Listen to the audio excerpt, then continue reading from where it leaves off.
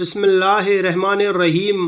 السلام علیکم ناظرین، کیا آپ جانتے ہیں کہ چاند اور سورج کو بھی جہنم میں ڈالا جائے گا، اور ایسا کیوں کیا جائے گا؟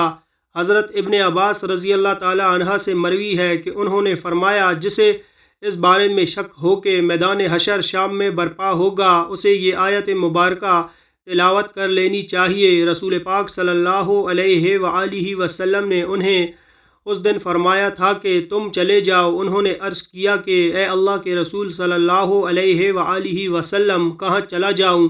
تو آپ صلی اللہ علیہ وآلہ وسلم نے فرمایا، ارض محشر کی طرف۔ حضرت معاویہ بن حیدہ رضی اللہ تعالی عنہ سے روایت ہے کہ آپ صلی اللہ علیہ وآلہ وسلم نے ارشاد فرمایا کہ تم اس طرف جمع کیے جاؤ گے، اور آپ صلی اللہ علیہ وآلہ وسلم نے ملک شام کی طرف اشارہ فرمایا۔ حضرت سمرہ بن جندب رضی اللہ تعالی عنہ سے روایت ہے کہ نبی کریم صلی اللہ علیہ وآلہ وسلم نے فرمایا، تم بیت المقدس کی طرف محشور ہو گئے، اور پھر تم قیامت میں جمع ہوگے۔ حضرت وہب منبع رحمۃ اللہ علیہ فرماتے ہیں کہ اللہ تعالیٰ نے بیت المقدس سے فرمایا تھا کہ میں تجھ پر اپنا عرش رکھوں گا، اور تیری طرف اپنی مخلوقات کو محشور کروں گا، اور تیرے پاس داؤد علیہ السلام سوار ہو کر آئیں گے۔ قیامت کے دن ایک منادی ندا کرے گا جسے سب مخلوقات سنیں گی۔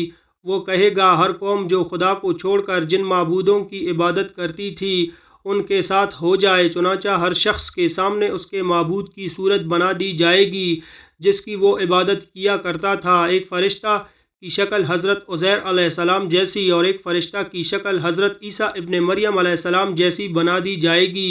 چنانچہ یہودی اور عیسائی ان دونوں کے پیچھے چل پڑیں گے، پھر یہ پیچھے چل پڑیں گے، پھر یہ معبود انہیں جہنم کی طرف لے جائیں گے، پھر کوئی نہیں بچے گا، صرف مومن رہ جائیں گے۔ البتہ مومنین میں کچھ منافق بھی ہوں گے۔ اللہ تعالیٰ ان کے سامنے جس حالت میں چاہیں گے ظہور کریں گے، اور فرمائیں گے، اے لوگو، سب لوگ چلے گئے، تم بھی اپنے خدا کے ساتھ چلے جاؤ جس کی تم عبادت کرتے تھے۔ وہ عرض کریں گے کہ خدا کی قسم، اللہ کے سوا ہمارا کوئی معبود نہیں، ہم غیر اللہ کی عبادت نہیں کرتے تھے۔ پھر اللہ تعالیٰ مومنین پر اپنی عظمت کی تجلی فرمائیں گے، جسے وہ پہچان لیں گے کہ وہی ان کا رب ہے۔ مومنین یہ دیکھ کر سجدہ ریز ہو جائیں گے، جبکہ منافقین گدی کے بل جا گریں گے، کیونکہ اللہ تعالیٰ ان کی پشتوں کو بیل کے سینگ کی طرح سخت کر دے گا۔ پھر اللہ تعالیٰ مومنین کو حکم دیں گے تو وہ اپنا سر اٹھائیں گے۔ حضرت ابو مریم رضی اللہ تعالیٰ عنہ سے روایت ہے کہ آپ صلی اللہ علیہ وآلہ وسلم نے اذا الشمس کورت کا مطلب یہ بیان کیا کہ سورج کو بے نور کر کے دوزخ میں ڈال دیا جائے گا، اور اذا النجوم انقدرت کا مطلب یہ بیان کیا کہ ستاروں کو توڑ کر جہنم میں ڈال دیا جائے گا، اور ہر اس معبود کو جس کی خدا کے سوا پرستش کی گئی دوزخ میں ڈالا جائے گا، سوائے حضرت عیسیٰ علیہ السلام اور ان کے والدہ کے۔ حضرت ابن عباس رضی اللہ تعالی عنہ اذا الشمس کورت کی تفسیر میں فرماتے ہیں کہ اللہ تعالیٰ سورج، چاند، ستاروں کو قیامت کے دن سمندر میں پھینک کر ان کی روشنی کو مسخ کر دیں گے۔ پھر اللہ تعالیٰ مغرب کی طرف سے ہوائیں چلائیں گے جو سمندر کو بھڑکا کر آگ میں بدل دیں گی، اور بعض حضرات نے یہ فرمایا ہے کہ جب سورج کو سمندر میں پھینکا جائے گا تو اس سے سمندر کھول اٹھے گا اور پھر آگ میں تبدیل ہو جائے گا۔ حضرت ابو ہریرہ رضی اللہ تعالی عنہ فرماتے ہیں کہ قیامت کے دن سورج اور چاند بے نور کر دیے جائیں گے۔ حضرت ابی ابن کعب رضی اللہ تعالی عنہ فرماتے ہیں کہ قیامت سے پہلے 6 نشانیاں ظاہر ہوں گی۔ لوگ بازاروں میں چل پھر رہے ہوں گے کہ سورج کی روشنی بجھ جائے گی، ابھی وہ اسی حالت میں ہوں گے کہ پہاڑ زمین پر گر پڑیں گے اور زمین لرزنے لگے گی، جسے جنات گھبرا کر انسانوں کی طرف اور انسان گھبرا کر جنات کی طرف بھاگیں گے۔ جانور، پرندے اور درندے آپس میں خلط ملط ہو جائیں گے۔ ارشاد خداوندی ہے، جب جنگل کے جانوروں میں رول پڑ جائے، یعنی ایک دوسرے میں مل جائیں گے، اور جب بیاتی اونٹنیاں چھٹتی پھریں، سورہ التکویر، اور جب دریا جھمکے جائیں گے، سورہ التکویر، اس وقت جنات انسانوں سے کہیں گے، ہم تمہیں کہتے ہیں کہ سمندر کی طرف چلو۔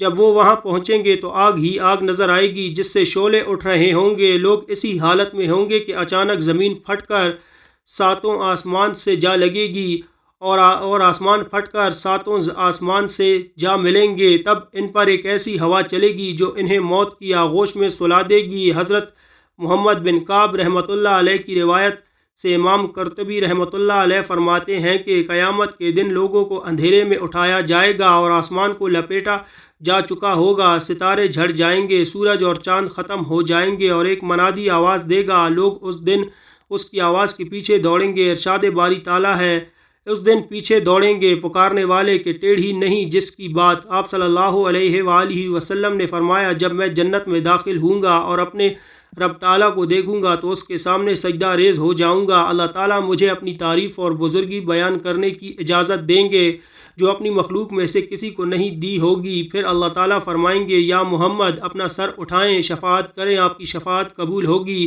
آپ سوال کریں، آپ کو عطا کیا جائے گا۔ جب میں اپنا سر اٹھاؤں گا تو اللہ تعالیٰ استفسار فرمائیں گے کہ آپ کیا چاہتے ہیں، حالانکہ اللہ تعالیٰ خوب جانتے ہیں۔ میں عرض کروں گا، یا اللہ، آپ نے مجھ سے شفاعت کا وعدہ فرمایا تھا، بس آپ جنتیوں کے حق میں میری شفاعت قبول فرمائیں تاکہ وہ جنت میں داخل ہو سکیں۔ اللہ تعالیٰ فرمائیں گے، میں ان کے حق میں آپ کی شفاعت قبول کی اور ان کو جنت میں داخل ہونے کی اجازت دی۔ اس ذات کی قسم جس نے مجھے حق کے ساتھ بھیجا ہے، تم دنیا میں اپنی بیویوں اور گھروں کو اس سے زیادہ نہیں پہچانتے جس طرح جنت والے اپنی بیویوں اور گھروں کو پہچانتے ہیں۔ بس ہر آدمی 72 حوروں سے ہم بستری کرے گا جنہیں اللہ تعالیٰ اس جنتی کے لیے پیدا فرمائیں گے، اور اولاد آدم علیہ السلام میں سے 2 عورتوں سے بھی ہم بستری کرے گا جنہیں عبادت خداوندی کی وجہ سے جنت کی عورتوں حوروں پر فضیلت حاصل ہوگی۔ ان میں سے پہلی سے یاقوت کے کمرے میں سونے کے تخت پر ہم بستری کرے گا جو موتیوں سے گھرا ہوگا۔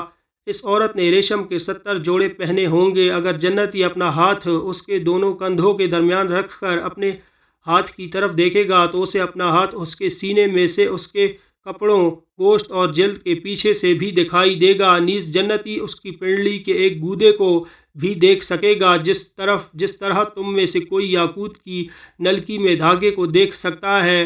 اس کی بیوی کا جگر اس کے لیے آئینہ ہوگا اور اس کا جگر بیوی کے لیے آئینہ ہوگا۔ جب وہ اپنی بیوی کے پاس ہوگا نہ وہ اس سے اکتائے اور نہ اس کی بیوی اس سے اکتائے گی۔ یہ جب بھی اس کے پاس آئے گا اسے کنواری پائے گا، نہ مرد کا ذکر سستی کرے گا اور نہ ہی بیوی کی فرج کو شکایت ہوگی۔ اس دوران انہیں ندا دی جائے گی کہ تم دونوں میں سے کوئی بھی سیر نہ ہوگا اور نہ ہی منی اخراج ہوگا۔ جنتی مرد سے کہا جائے گا، تیرے لیے اور بھی بہت سی بیویاں ہیں۔ وہ ایک ایک کر کے سب کے پاس جائے گا۔ جس بیوی کے پاس بھی جائے گا وہ کہے گی، واللہ میں نے جنت میں کوئی تجھ سے حسین نہ دیکھا اور نہ تجھ سے زیادہ کسی کو محبوب بنایا۔ اور جہنم کے مستحق جہنم میں جائیں گے۔ محترم ناظرین، کمنٹ باکس میں صلی اللہ